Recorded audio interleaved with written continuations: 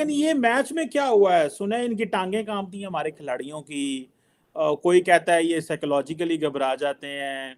वो कोच ने तो ये कह दिया, उसने कहा ये तो भाई ये तो डरा देने वाली फीलिंग थी। 1,20,000 लोग जो हैं वो जय श्री राम गा रहे हैं। पॉलिटिकल और रिलीजियस जो स्लोगन्स हैं और ये जितने भी आप लोग पोस्टर्स और बैनर्स लेके जा रहे हैं स्टेडियम में, ये नरेंद्र मोदी स्टेडियम अहमदाबाद में अलाउ किसने की है? शेख रशीद साहब होते तो शायद बेहतर जवाब देते, वरना वो तो पहले अगर जीत जाए तो कहते हैं ना कि इस्लाम की जीत हुई है। जय श्री राम, जय श्री राम, जय श्री राम, जय श्री राम, जय श्री राम, जय श्री राम, जय श्री राम। अगर जय श्री राम के नारे लग रहे हो या मोदी जी के नारे लग रहे हो तो भारत में खेलेंगे तो ये तो होगा, और उसमें इतना घबराने की क्या बात है।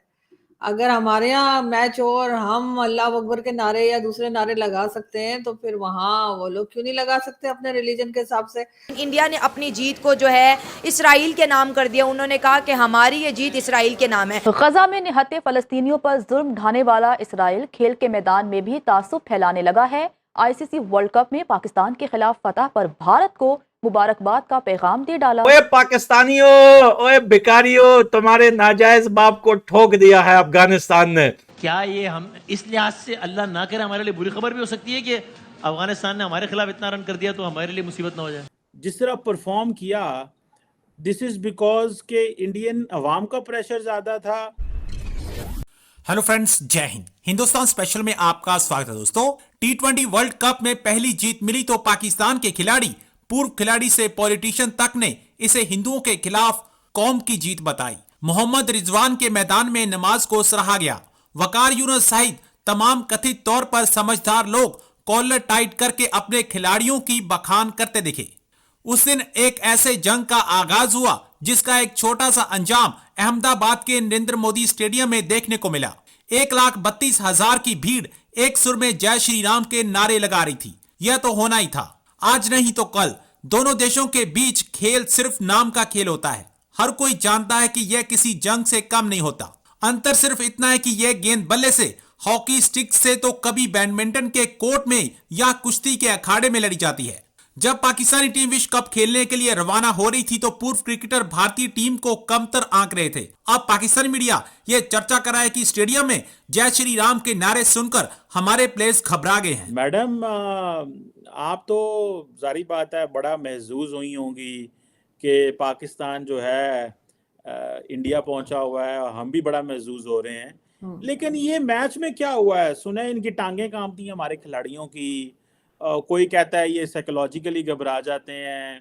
वो कोच ने तो ये कह दिया, उसने कहा ये तो भाई ये तो डरा देने वाली फीलिंग थी। 1,20,000 लोग जो हैं वो जय श्री राम गा रहे हैं और पता नहीं क्या क्या अपना जो बोल रहे हैं। तो आपका क्या ख्याल है, पाकिस्तान की क्रिकेट टीम जिस तरह परफॉर्म किया, दिस इज बिकॉज के इंडियन अवाम का प्रेशर ज़्यादा था, ये खेल नहीं सकते? और कई लोगों का कहना यह है कि जिस तरह माजी में कुछ खिलाड़ी पैसे पकड़ लेते थे, लगता है इन्होंने किसी ने कोई जो ना सट्टा चल गया। मैंने तो ये भी पढ़ा कि इंडिया के अंदर हॉस्पिटल के कमरे भी बुक हो गए। हॉस्पिटल के कमरे लोगों ने बुक कर लिए सट्टा खेलने के लिए। This is what I read in the news. What do you make of that? नहीं सर, मुझे नहीं लगता कि पैसे पकड़े होंगे। पैसे ये पकड़ते होंगे, लेकिन ये कि वो कोई और टीम अगर हो ना, कोई किसी और कंट्री की टीम हो, तो फिर हो सकता है कि पैसे वैसे हमारे खिलाड़ी भी ले लेते हो। लेकिन भारत के साथ आपको पता है कि जब मैच होता है तो काफी ज्यादा जो है वो लोगों का प्रेशर होता है, तो मेरे ख्याल है इस किस्म के पैसे वैसे तो ये नहीं पकड़ सकते। ये जरूर है कि हाँ, मतलब उनके लिए बैड डे था और वो नहीं खेल पाए। अगर शेख रशीद साहब होते तो शायद बेहतर जवाब देते, वरना वो तो पहले अगर जीत जाए तो कहते हैं ना कि इस्लाम की जीत हुई है। तो अभी क्या कहेंगे, इस्लाम की हार हुई है या क्या हुआ है? लेकिन ये है कि बहुत बुरी तरह से हारे सर। अभी तो ओवर भी उनके रहते थे और उसके बावजूद पूरी टीम आउट हो गई। तो यकीनन कहीं ना कहीं जो है वो खिलाड़ियों की गलती है। और अगर वहां नारे लग रहे थे तो उसमें ऐसी क्या बात है? अगर जय श्री राम के नारे लग रहे हो या मोदी जी के नारे लग रहे हो तो भारत में खेलेंगे तो ये तो होगा, और उसमें इतना घबराने की क्या बात है। अगर हमारे यहाँ मैच हो और हम अल्लाह अकबर के नारे या दूसरे नारे लगा सकते हैं तो फिर वहाँ वो लोग क्यों नहीं लगा सकते अपने रिलीजन के हिसाब से। और आई फील के ऐसी कोई बात नहीं कि वो उसकी वजह से वो कोई परेशान हो गए, बल्कि वो खेले ही खराब। और बहुत हमारे खिलाड़ी तो ऐसे भी हैं ना जो आपको पता है पर्ची वाले होते हैं कि जी मिनिस्टर्स के जान पहचान है, किसी और की जान पहचान है तो उनको रख लेते हैं। हमारे यहाँ तो वो हिसाब है नहीं कि गेम की वजह से रखा गया, और 2-4 के अलावा बाकी तो सब आपको पता है कि सिफारशी होते हैं अक्सर। तो इस वजह से भी गेम खराब रहा। शुरू में 2-3 जब आउट हुए, उसके बाद के जो थे वो तो फौरन आए और गए, आए और गए। मतलब अभी इंसान बात ही कर रहा होता था कि आउट हो गया, दूसरा भी आउट हो गया। इतना कम मार्जिन इन्होंने दिया था तो इंडिया ने तो जीत ही जाना था। लेकिन खैर इन्होंने मैं तो ये चाह रही थी कि टफ कंपटीशन होता, कि आखिर तक किसी को समझ में ना आता कि कौन जीत रहा है, लेकिन ऐसा नहीं हुआ क्योंकि ये बहुत जल्दी सब आउट हो गए। तो फिर तो शुरू में इन लोगों को पता था कि भारत जीत जाएगा, और ये इससे पहले भी 7 बार हार चुके हैं। ये भी यकीनन आपको शायद पता होगा कि जब भी ये वर्ल्ड कप में भारत के साथ खेले तो जो लोग बताते हैं कि मैं इतनी एक्सपर्ट नहीं क्रिकेट की, लेकिन वो कह रहे थे कि 7 बार ये 8वीं बार हारे हैं। और लग यही रहा है कि पूरी मतलब जिसे कहना चाहिए दर्जन भर टाइम ये हारेंगे तभी कुछ सुधरेंगे। मगर जाहिर है कि हमारे यहाँ तो फौरन ही ये बात कर दी गई कि कोई बात नहीं जी, ये तो गेम है और जीत हार होती रहती है।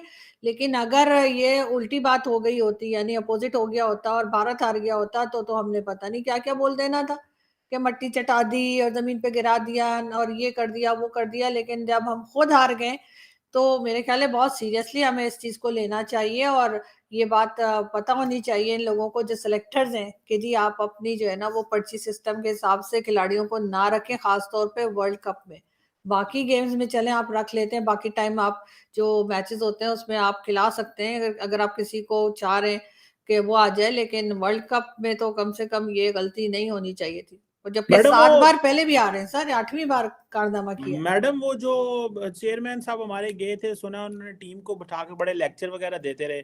आपका क्या ख्याल है, लेक्चर देने का कोई फायदा होता है, देने चाहिए? What do you make of that as well, please उसके बारे में। नहीं सर, लेक्चर नहीं देना चाहिए। खिलाड़ियों को खुद पता होना चाहिए कि उन्होंने कैसे खेलना है। जो कैप्टन है और बाकी टीम के जो मेंबर्स हैं वही काफी होते हैं। वैसे मैंने ये भी सुना है कि ये चेयरमैन साहब जब जब जहां जहां गए वहां पे पाकिस्तान हारा है।